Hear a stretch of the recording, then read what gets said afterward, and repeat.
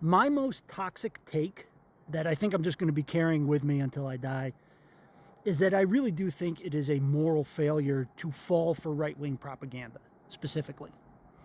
And don't bother typing some sort of counter argument in the comments. I've already heard it. Whatever it is you have to say, I've already heard it. I've already come up with better counter arguments than you're going to type.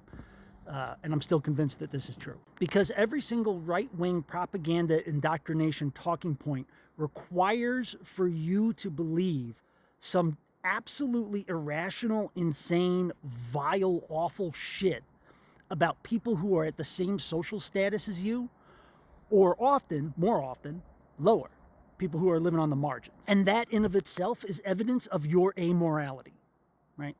Like right-wing propaganda always takes advantage of an immorality that's already inside of you. And if you have good morals, when you hear those talking points, you're going to say, that doesn't sound right. I don't know if that's not right.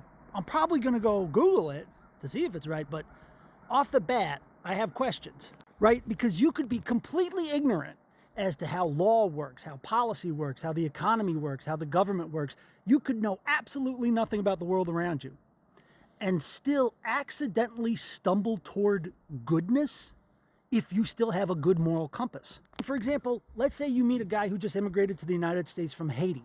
There is absolutely nothing stopping you from saying, wow, I remember that time I moved from Buffalo to Rochester because I just couldn't find any good work in Buffalo. And here's this dude, he schlepped it halfway across the globe to a country that doesn't even speak his language looking for a better life. That is dedication. That is a good man right there. Or you might meet a person who just emigrated here from Haiti and say, I one time heard that you steal people's dogs and eat them, and that sounded right. I didn't have any questions. I didn't have any follow-up questions when I heard that. And I never bothered to Google whether or not it's true. And even if I did, if I found zero evidence that it was true, I'd still believe it. And if I saw infinite evidence that it was false, I wouldn't accept it.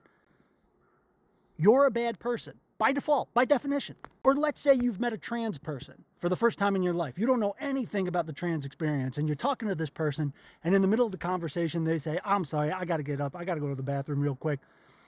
You could. There's nothing stopping you from having the thought of, wow, look at that. This person is having this completely different life than me. One, I didn't even know that a person could live.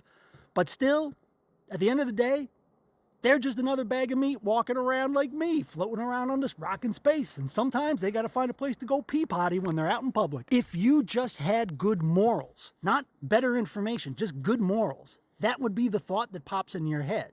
It wouldn't be, man, I bet that person is going through all of this hassle and all of this like medical humiliation just so that they have an excuse to sneak into the ladies' room to spy on women taking a pee.